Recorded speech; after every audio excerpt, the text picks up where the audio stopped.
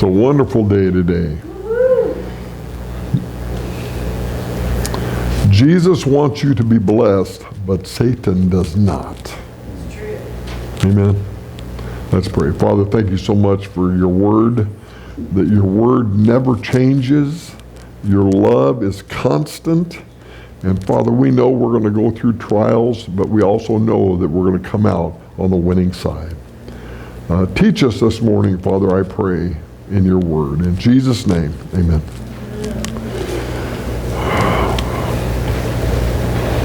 If you make a stand to serve God, prepare for battle. Prepare for battle. God will use anything, Satan will use anything available to try to get you down. He will use anything. He'll use family. He'll use even a dirty cop. You know what I mean? Satan has got a lot of tools at his disposal, but so do we. So do we. This is an amazing time in the history of Set Free Church. We're ready to blast off and do what God has called us to do. Jesus is number one. Nothing comes close to him. He loves us. He died for us. He didn't promise that we wouldn't have trials, but he promised to get us through them. Right? So, I was thinking today about, or all week, about what's going on in the world, what's going on in our church. How can I bless people? Well, the only thing I know to bless people with is the Bible, because I can't come up with anything any gooder than that. You know. So God wrote the Bible for us, and guess what? Everything in it is for our learning, our edification, our correction. Every word in it applies. And so I like to stay close to the Bible, because everything that I would say doesn't apply. You know, you're going to need your spectacles today, because I've got something I need to share with you, and it was a lot to get on your bulletin. But you can just sit and listen too if you want to. Don't be in the furnace alone. Okay? I want to tell you that if you're saved, you're not alone. You're not alone. We need to acknowledge that we're not alone. I see people all the time posting on Facebook, I'm so lonely. What? You got the greatest gift to mankind living in you. You know, we all go through different emotions and stuff. But we're going to come out on the other side. People are watching you. How do you handle adverse conditions?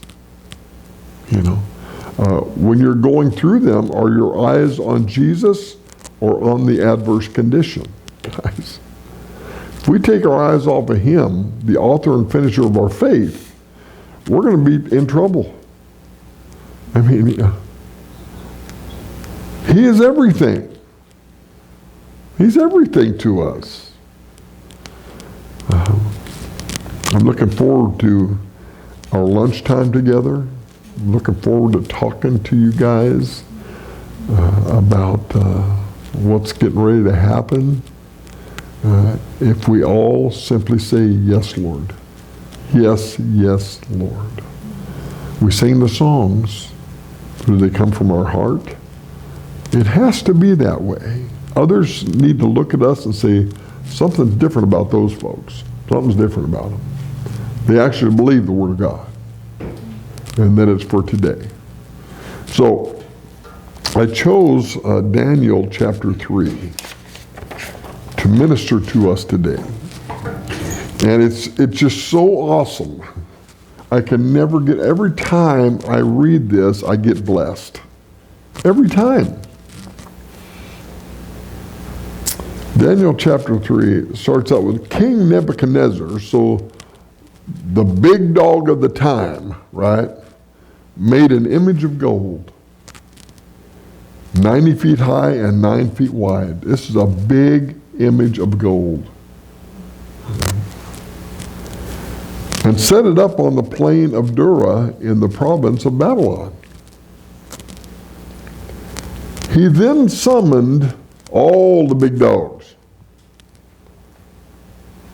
the satraps, prefects, governors, advisors, treasurers, judges, magistrates, and all the other provincial officials to come to the dedication of the image he had set up. This is where it turns south. He had made this thing not just as an image, but something to be worshiped. Sometimes we fall into that trap where we worship things. In my life, it was Harley Davidson. And it was my little g God. It was.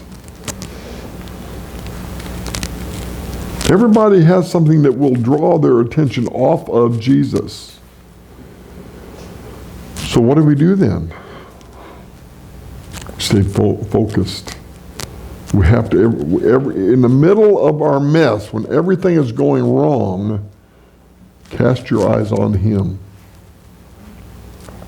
I'm not saying it's easy. I'm just saying that's what we need to do if we're going to be successful. Because everybody around us is going to say, you can't do that. No, can't do that. Well, we can't. That's the neat thing about it. We can't. But if God is for us, who can be against us, right? Okay, so we need to be a people, like I said, to be yes, Lord. Yes, yes, Lord. We read in the Bible of people that said no, Lord. And what happened? Jonah. What? No? No, we can't do that. We belong to God. He is our Lord. That means He calls the shots. So this is what happens. The king of the land made this huge image of gold. And so then all of these people, can you imagine what it would look like? All these stretched chariots everywhere.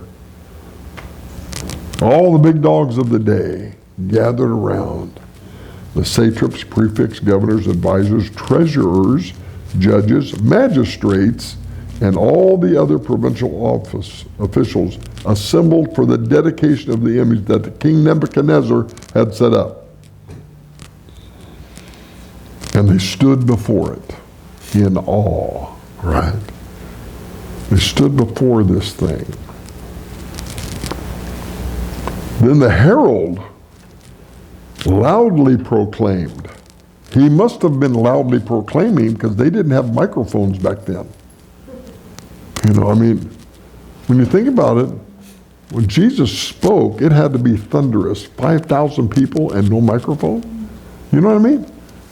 Only God can do that.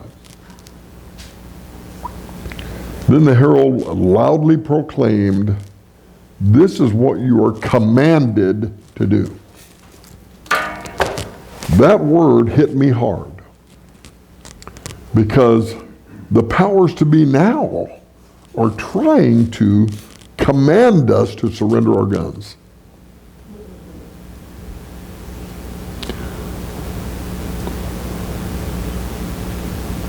That is just the beginning.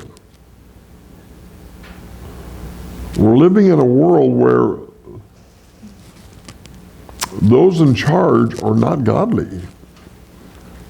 They're not in it for the right things, guys. But we are here, and we have the Bible to live by. No matter what the powers to be say, we have the scriptures. And that ties right into what's getting ready to happen here with these three young Jewish boys. You know, these guys weren't old and gray bearded. These were young boys. But see what the officials do in response to those who want to do right. Guys, it's happening in our midst. They're coming at us from all angles. But guys, greater is he that is in us than he that's in the world. But we're a family. We're in this thing together. We need to be praying for each other first in this house, praying for each other, and then praying for the world. But guys, we're a family.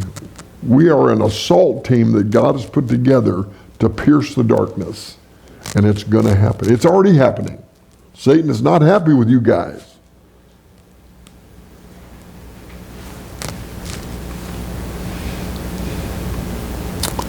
Then the herald loudly proclaimed, "This is what you're commanded to do, O people, nations, and men of every language." Can you imagine the crowd here? The herald is speaking to a whole lot of people.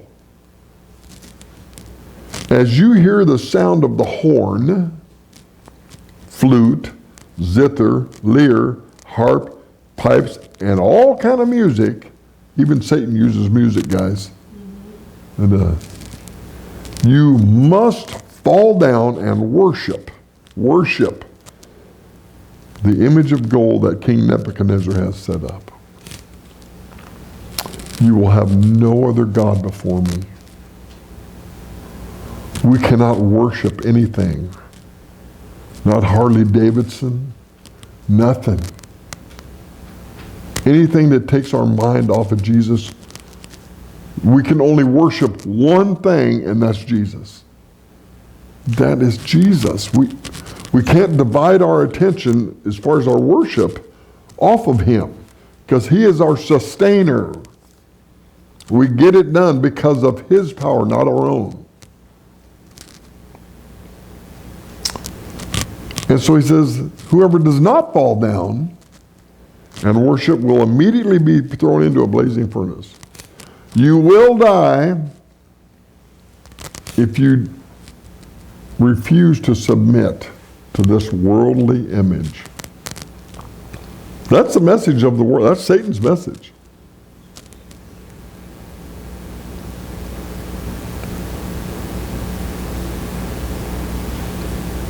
Therefore, so because of that, as soon as they heard the sound of the horn, flute, zither, lyre, harp, and all kinds of music, all the peoples, nations, and men of every language fell down and worshiped the image of gold that King Nebuchadnezzar had set up. You notice the word all? Ain't true. At this time, at this time, here goes the slanderers and the naysayers, and there's people like this all over in this world today. At this time, some astrologers came forward and denounced the Jews. I want to say, guys, pray for the nation of Israel. Satan has always attacked Israel and still is today. They said to King Nebuchadnezzar, "O king, live forever." Isn't that something? Buttering him up. You have issued a decree. Now, a decree is serious business. It can't be withdrawn. You have issued a decree, O king, that everyone who hears the sound of the horn, flute, zither, lyre, harp, pipes, and all kinds of music must fall down and worship the image of gold, and that whoever does not fall down and worship will be thrown into a blazing furnace. They're backing the king into a corner right now.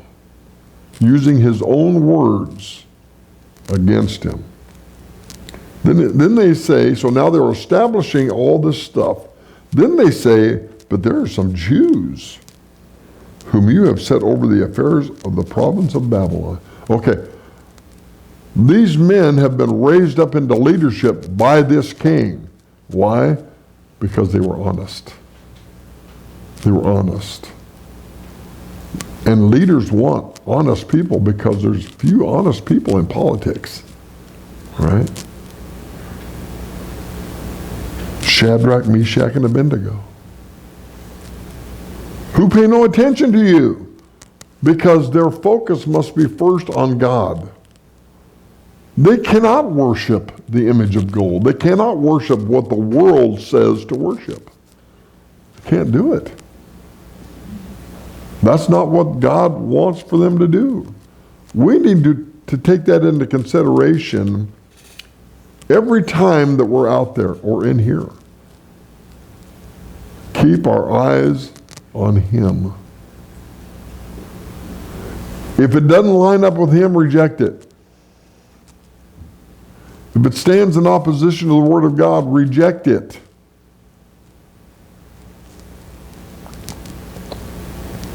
They need pay no attention to you, okay? They neither serve your gods, notice it's a little g, nor worship the image of gold you have set up.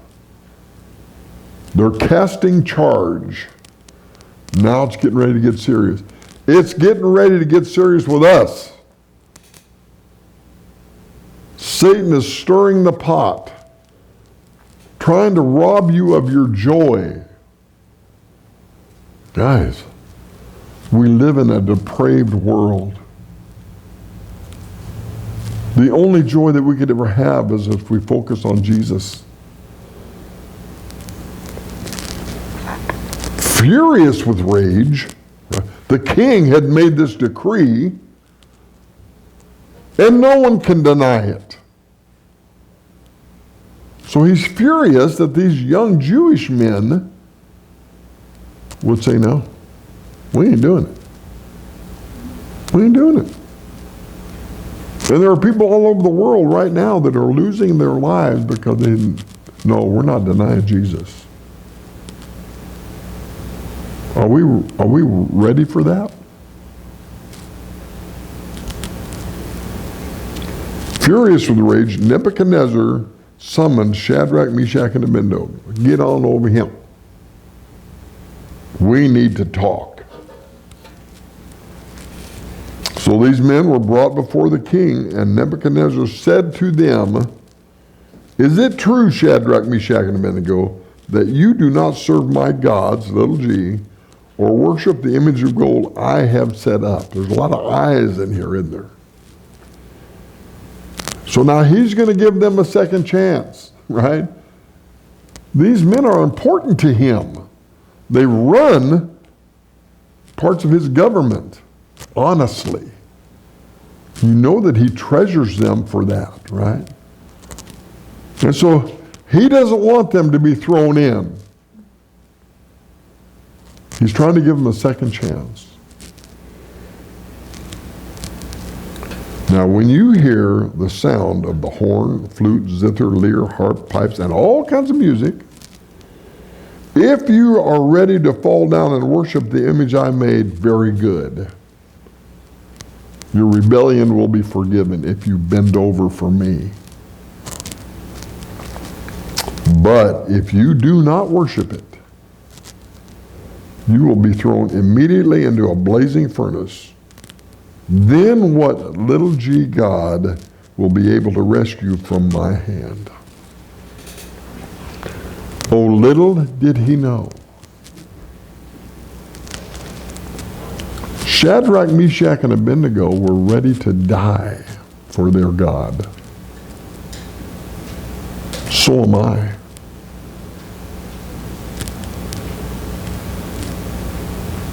Satan will not give you more than you can handle.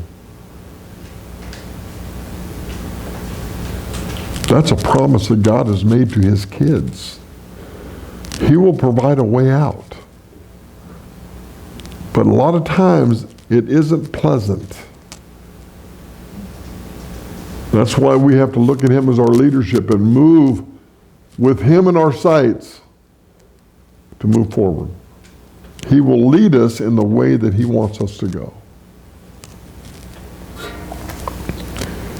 I love what is getting ready to happen here.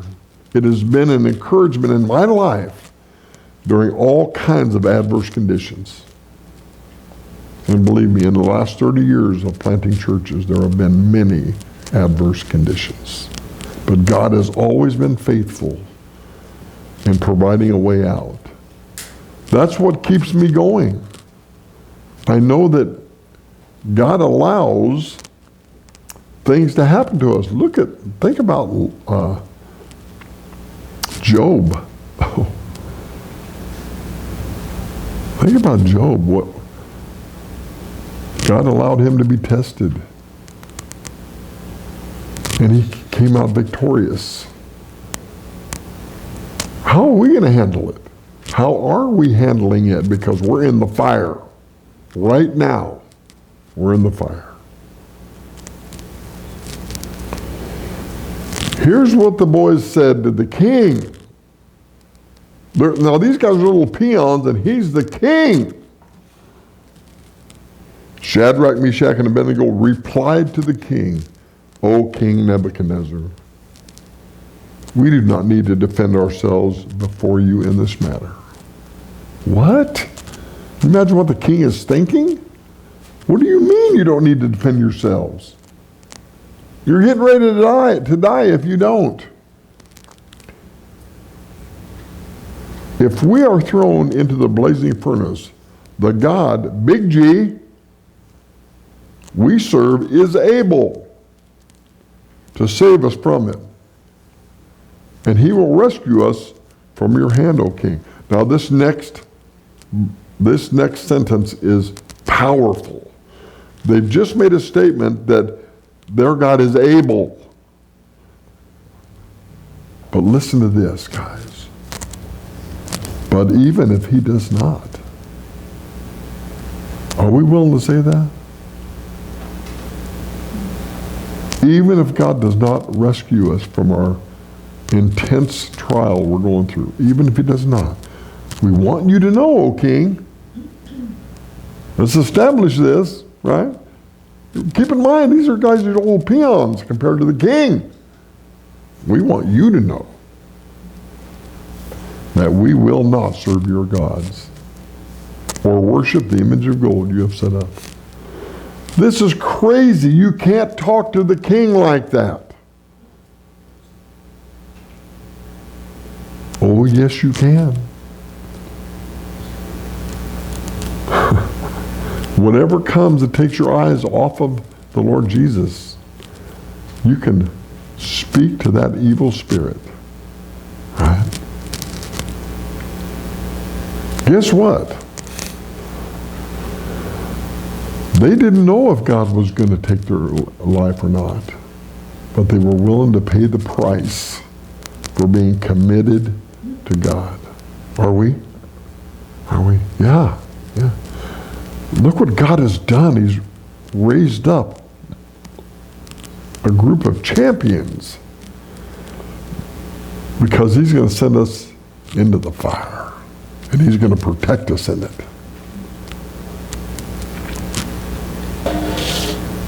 So here they are standing in front of the king and saying, we ain't doing it. We ain't doing it. Then King Nebuchadnezzar was furious. You can't say that to me. He was furious with Shadrach, Meshach, and Abednego, and his attitude toward them changed. Remember, before, his attitude was he was going to give them leniency because they'd already defied him. But he was going to give them another chance because he didn't want to lose these leaders. But now his attitude changed into wrath for these people who wanted to do the right thing.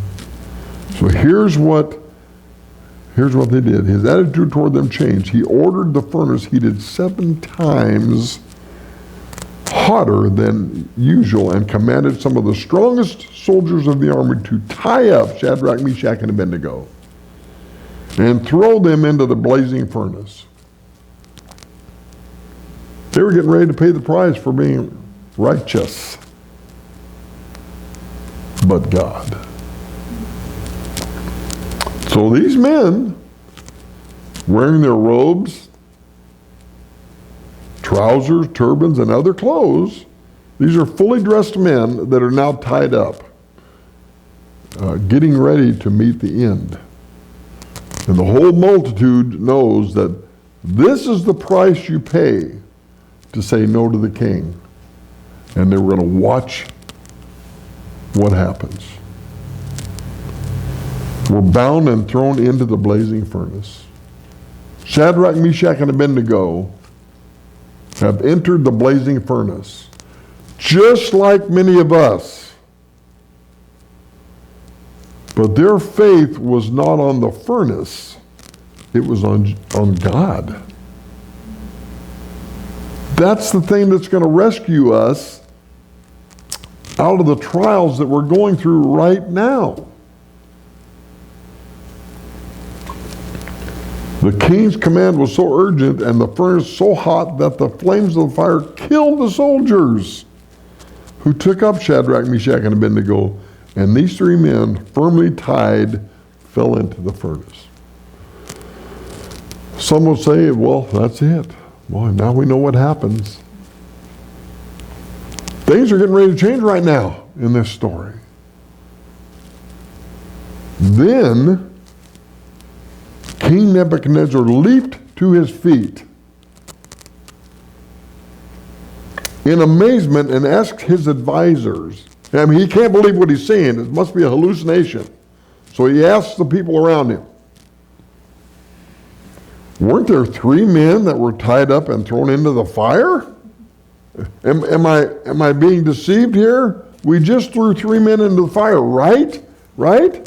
You guys confirm this.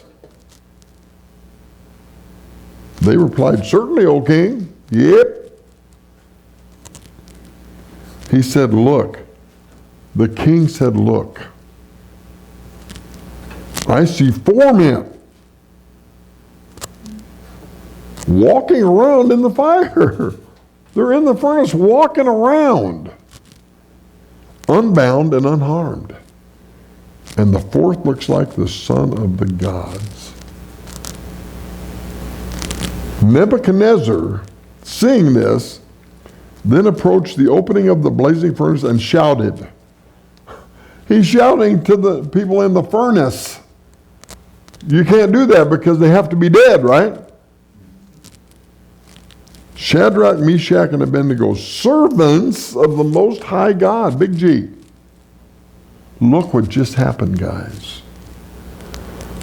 Everybody in all the provinces watching the results of the commitment of these three young Jewish boys. Everybody's watching us too, guys. They are. Come out, come here. So, Shadrach, Meshach, and Abednego came out of the fire. They walked out of the furnace. And the satraps, prefects, governors, and royal advisors crowded around them. They saw that the fire had not harmed their bodies, nor was there a hair on their heads singed. Their robes were not scorched, and there was no smell of fire on them because of God. God made a point to the world at this time, for us today.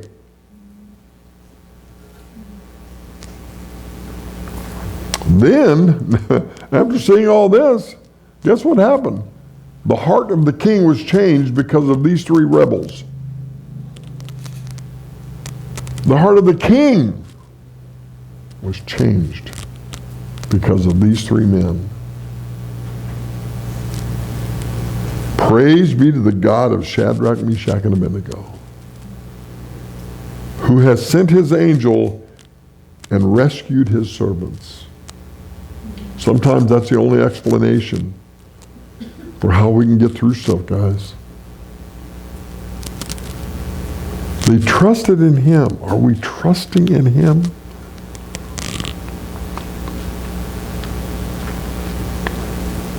They trusted in him and defied the king's command.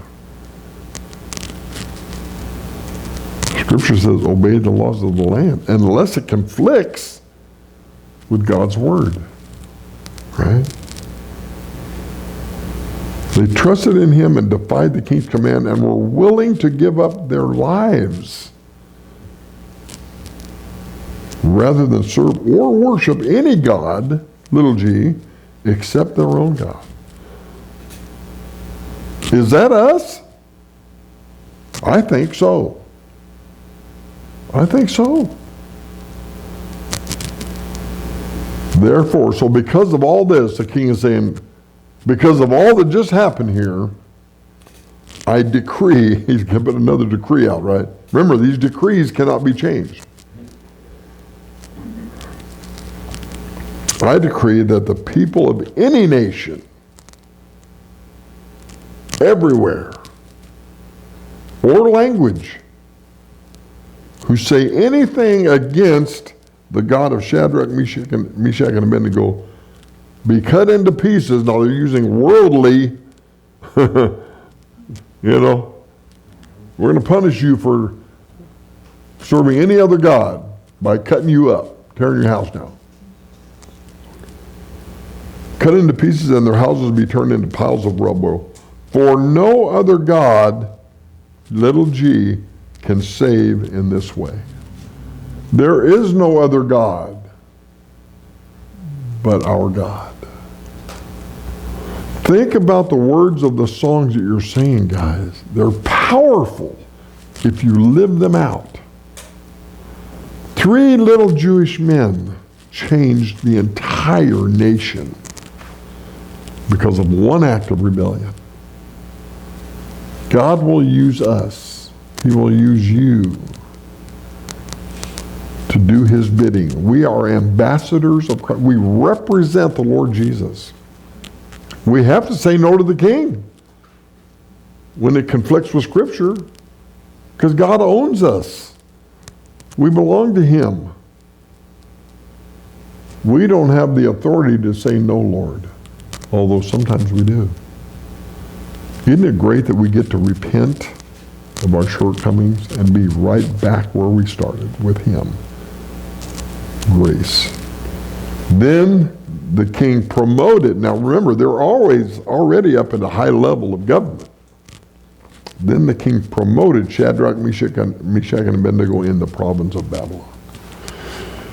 Because of their rebellion, because of their steadfastness, the king decided he wants these guys in leadership. Go ahead. How about us? I'm not looking for permission from the government to talk about my Savior. And when it becomes a crime, I'm willing to pay the price, no matter what it is. God is raising us up for a special attack. I've said before, I'll say it again, Set Free Church is a mission at the gates of hell. It could be the last stop for some people that we're talking to during the week. Guys, what are we saying to them? Have we told somebody about Jesus? Guys, you know what's burning in my heart? Have you told somebody about Jesus lately? You see this beam here? We got another beam.